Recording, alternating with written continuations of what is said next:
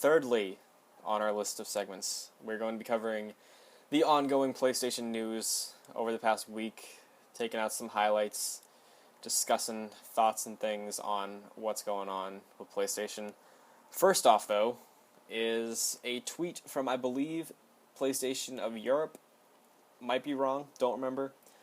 But it is in regards to the Crash Bandicoot Insane Trilogy, and in the tweet they said, Crash is coming to PS4 and PlayStation 4 Pro first on July 30th, I think, is when it's coming out.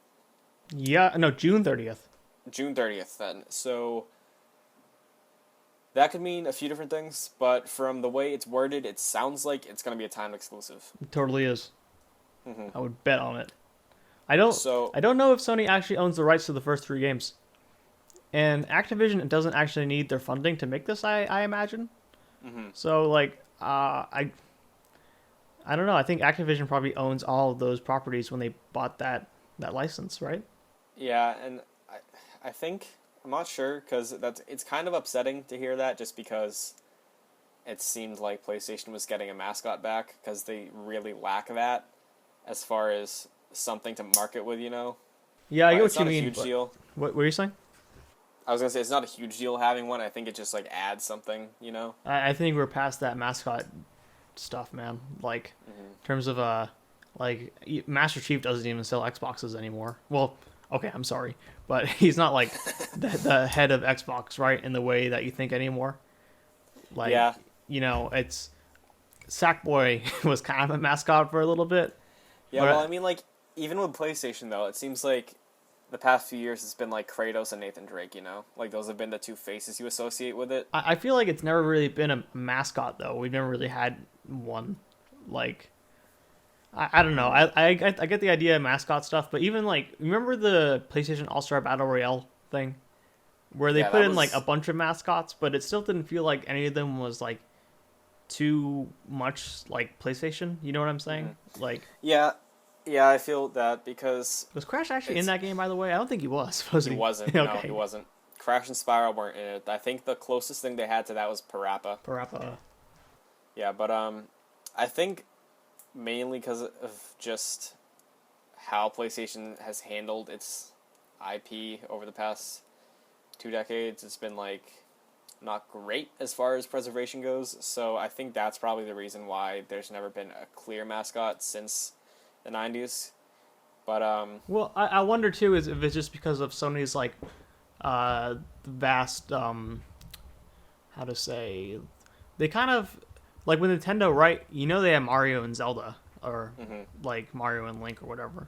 Like, those are their 2 games they've been working on for a while. Well, at Sony, they've always kind of had a good range of stuff they were working on. Yeah. Where I feel like they might not have a mascot, but it's more like they just have a bunch of stuff that's decent and worth checking out. Yeah, that does make sense. I mean, like, they sort of take the widest spectrum in mind when making games for their system, I guess, because they do try and have exclusive shooters, they do have action games, they have their own Tomb Raider, they have Horizon, which is basically their own Ubisoft game, so it's like... They have really good first-party content, you know? Yeah, they definitely do. I think they, especially this generation, and more so probably starting with the last couple of years of the PS3, I think they've had a leg up when it comes to first-party. I think now is when we're finally getting to that pace, though, because, like, before we had, like, Bloodborne, right? Mm-hmm. And that was that was the first good exclusive, I think. Mm-hmm. And then it took us until, like, I don't know, then we got Ratchet and Clank and Uncharted within the same month, which was great. Mm-hmm. I think, well, what I was saying was more license-wise, but yeah, I definitely agree. There hasn't really been, like, this generation release-wise. It's been slower for first parties than it was last generation. Yeah. And, well, I'm glad they're finally getting everything together when it comes to first-party releases. Yeah. Because it's been a while. The past few falls have been rough with exclusives because it's just sort of been second-party, third-party, big titles. That's kind of what matters, though, so far this generation. It's like, you know, I think the exclusives aren't as important as they used to be.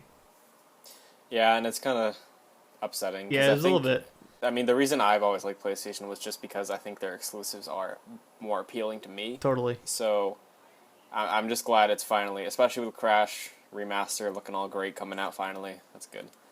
But speaking of remasters, you mentioned earlier that there's been Shenmue stuff going on.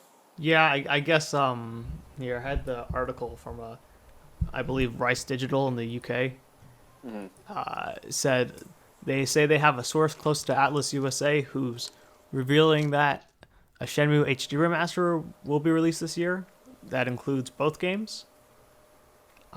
This has been rumored for a little bit now. I believe there was a Sega registered a domain for a Shenmue HD remaster at some point. How recent was that? Do you know? I don't know how. I think I want to say it was like around the time they announced Shenmue 3, maybe. Okay. But I don't know. Back in last generation 2, there was a whole thing about a rumor that there was a Shenmue HD remaster finished for the 360 that was like all ready to go, but they never released it. I don't know if that rumor was actually true, but it seemed like it had some truth to it. So I don't know. It seems like a perfect thing to do to release this before Shenmue 3 comes out. Yeah, that's cool. I mean, I never played Shenmue, so if they do, I'll definitely probably check it out because the hype behind it seems worth checking out at least. It's a really interesting piece of history, but I feel like those games have aged probably terribly. Well, isn't like 90% of it QuickTime? No, Like, well, I mean, like not? a lot of the combat is QuickTime. Well, not a lot, but like there is a bunch of QuickTime stuff in there. But it's mostly just like the game was doing Telltale stuff before Telltale did it. In terms of super slow story, not slow, but well, it is slow in Shenmue's case, but slow story exploration stuff that kind of drags on for a bit. I feel like this might end up being the next Last Guardian because there's been no progress that we've heard about since it was announced, right? These things take time, man. I feel like they're going to. I think I heard that they're going to full production as of this year. So okay. I was supposed to come out in December of this year, but Kickstarter dates, I would expect it to come out eventually, though. Yeah, I mean, I for sure think it's coming out. I just don't think it's anytime soon. I think it was stupid for Sony to announce it at that event. Yeah, same thing. Well, it was that and Final Fantasy VII's remake. Yeah, it was dumb. Yeah, and I think The Last Guardian was there too. Well, that came out. Props to them. Yeah, but they announced it for like that year, I think, or the next year. It was a really crazy set of announcements. Yeah, it was like the 3 big games that everyone's wanted, and yeah, everything except for like Beyond Good and Evil and Half-Life 3 was there. Yeah, basically. And now Beyond Good and Evil is happening apparently. So. But yeah, moving on through this whole list is Uncharted movie news. Yay! We got more of that. Yeah. Sounds perfect. Get through this. So yeah, the first off, you don't think they need to make an Uncharted movie, right? Like, if they wanted to make an Uncharted movie as a place for where Indiana Jones should be right now, and just make a spin-off like that, I'd be fine with it. But I imagine it's just like, if it's like an adaptation of one of the first 3 games or 4, it's like I don't really see a place for it. Or 5, if you count Golden Abyss. Right. But yeah, honestly, I feel like just because of where we are right now, as far as AAA Hollywood movies, or not AAA, not Hollywood movies, big budget blockbuster Hollywood movies go, I feel like if anything's going to fill the gap of Indiana Jones, it's going to be the new Tomb Raider. Yeah, but was Tomb Raider ever like a big Hollywood series? Like I have the Angelina Jolie Tomb Raider DVD, right? But was that ever like a big thing? I mean, people liked them. I just mean as far as pushing something, because I mean, as far as it goes with movie audiences, people have something to go on when they say Tomb Raider, but yeah, sure. Uncharted is more games industry,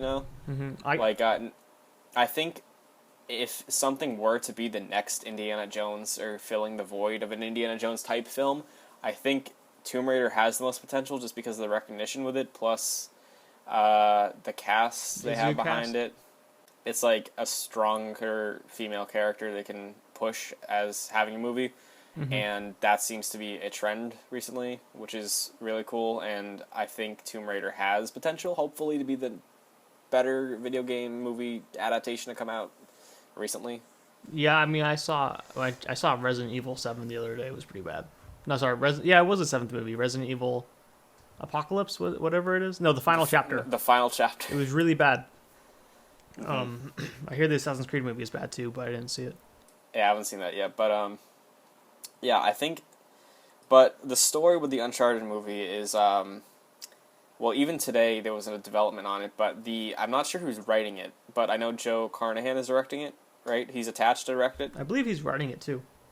I know so the story is that there were comments saying that Uncharted needs to be written and approached to as a crazy R-rated action movie. Yeah. And when I read that, I thought of every single January Jason Statham straight to DVD movie. Yeah.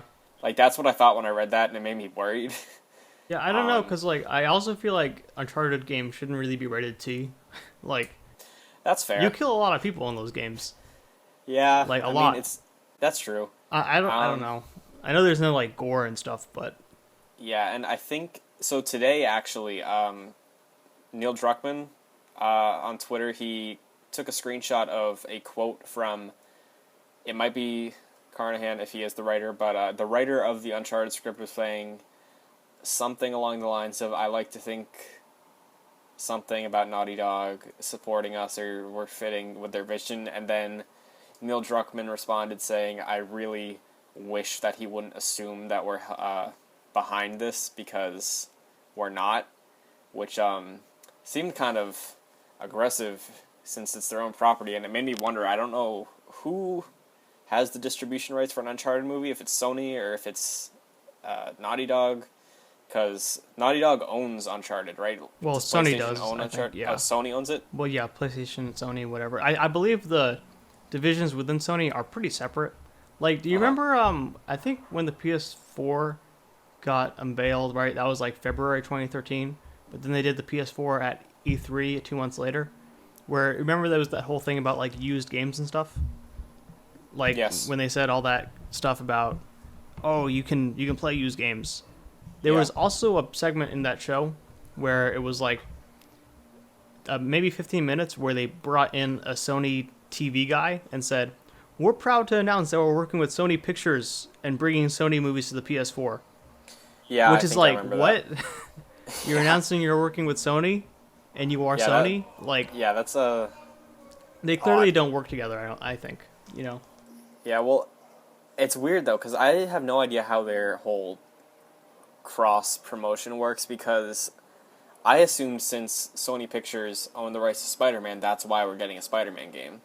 I bet you they knew that they were going to do a new Spider-Man game, so that's maybe how they cut that deal to make that game start development faster.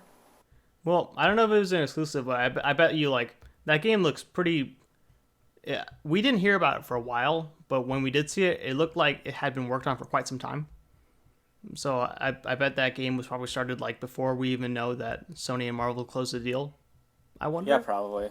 Because that was, I think that was 2014, January, is when that announcement came out that they were working together to make a Spider-Man movie. Mm-hmm. So, yeah, there's definitely been time, but yeah, as far as the Uncharted movie goes, I hope it's good, because it would be cool to have Uncharted still be in the zeitgeist of everything, since they are sort of indefinitely putting it on hold right now. I hope so. Yeah, so, and if they want to do a movie series, like, have it come out every couple of years while they take a break and just focus on Last of Us and whatever new IP they're doing for their games, it would be cool, but if it does truck on through production and start this summer when it's supposed to start shooting, apparently, then it's probably going to be going up against Tomb Raider in the same year, so it's going to be something to see which one does better. Next up on the PlayStation news list is Mass Effect Andromeda early impressions. Press were able to head over to BioWare and play the first 3 hours or so of Mass Effect Andromeda, and mostly what I've been reading have been completely positive reactions as far as where Mass Effect is going. There are some downsides on the technical side of things, but I read the Alana Pierce article on IGN, which is linked below, and Yeah, it seems overall positive. Yeah, it's looking better than I expected. I've been kind of trying to stay away from a lot of the Mass Effect news because I want to go in cold with Mm-hmm. most of this. But I was really curious to see what people thought of it, especially since this is the first sort of decent amount of coverage people could talk about it that wasn't just speculation on how it's going to be. And it looks to be improving on a lot of things core fans have had issue with recently in the series. Gameplay wise, in an overall spectrum, it seems to be sort of becoming a hybrid between what people loved about 1 and 2, which is awesome to hear. It has like planet scanning in it, right? Yeah, planet scanning. And the Mako is back? Yes. Yeah, that sounds crazy. Yeah, because in 1 it was just the Mako, Mm-hmm. 2 was just planet scanning, and now they're having both. But Was planet scanning in 3? I don't remember. All right. But it was definitely in 2. Yeah, I remember that. So it seems to be that there are more RPG elements being brought in that were absent in 2 and 3, which is good to hear for people who enjoyed that from Mass Effect 1, just not as deep as it was in Mass Effect 1. And one of my favorite things about Mass Effect have been the loyalty missions and the character interactions, which is awesome to hear that loyalty missions are in this again, and character interaction-wise, they are dumping the Paragon and Renegade system. Yeah, I think it's time for a change, you know? That sounds good. Yeah, I think from what it said in the article I read, the black and white Paragon sort of division of options are gone, and I think there's 4 different options, sort of similar to how they do it in Horizon, which is a mental, like logical response, an emotional response, a tactical response, and then something else along those lines. And then they have one that pops up now and then, which is just a crazy random one. So I'm glad they're changing it up. But that stuff sometimes goes bad with, like, say, Fallout or something. Fallout 4 had some pretty bad responses that had the same kind of emotional thing going for it. I think BioWare is better at writing dialogue, though, than Bethesda is. Oh, absolutely. And I think, because the thing is, I never really had that big of a problem with the Paragon Renegade system. Yeah, sometimes I had some issues with it, but otherwise, though, it's like... Yeah, like, it was better than most. I had a pretty good idea of what I was going to say when I made an option and how it was going to come across. Yeah. Unlike stuff like Fallout or LA Noire, yeah. Them taking this approach instead, so you don't accidentally romance someone by saying something. I don't know. Like, I feel like this is a much more dynamic and layered sort of approach to talking, or yeah, I guess to talking. Yeah, I hope so. Yeah, so I hope that works out. But downside of things, it is about 3 or 4 weeks away, and it just went gold, but there are issues, like I said, technical side of things. Nothing with frame rate that I remember reading, but I know there are some bugs, glitches that are going around. I think it crashed for a few people a handful of times. So, I mean, I'm not that worried because they do have time and they can patch it, but... Could have been an old build too, you know? Yeah, well, that was another thing, speaking of just what's been going on lately, the Zelda build that people played most recently was from last E3. It wasn't even representing what's they have, you know? Was it really? Because that seems crazy, but Yeah, I guess that also makes sense somewhat. I do hear that game does have some performance problems on the Switch. Well, actually, there's a, not to get too off topic, but apparently I heard, like, when the Switch is docked into TV mode, you'll get frame rate issues in the first area of the game sometimes. Mm-hmm. But then after that, it's all fine. But handheld mode, though, actually it plays the game perfectly well forever. Mm-hmm. So I don't know. It's weird. Yeah, well, going on that, though, it's interesting because at the Switch press event after the conference, the demo they had there, according to the people running the event, was just a port of the Wii U demo from E3 last year. Yeah. Like, they didn't even create a demo. They didn't, like, cut it off of the Switch version of the game. Right, and I think the embargo for impressions of Zelda lifted either yesterday or today when we're recording this, and I haven't seen as many people saying there's been issues. I hear there are firmware issues in the first area of the game, yeah. But otherwise though, it's mostly fine afterwards. I'm curious to see how the Wii U version is. That's like the biggest question to me right now. Yeah, that'll be interesting to see. So I hope Mass Effect ends up being amazing, like I hope it does. But Yeah, man. we're gonna be. I'm definitely gonna try to cover that more once that comes out. Try and get Tucker over here from Mass Effect Follower. He can do some stuff with us to talk about Mass Effect Andromeda. I wonder how that game ends. If it's like a satisfying enough ending, or it's like it's built up to be a whole trilogy, so they'll give you like kind of a crappy half finished ending.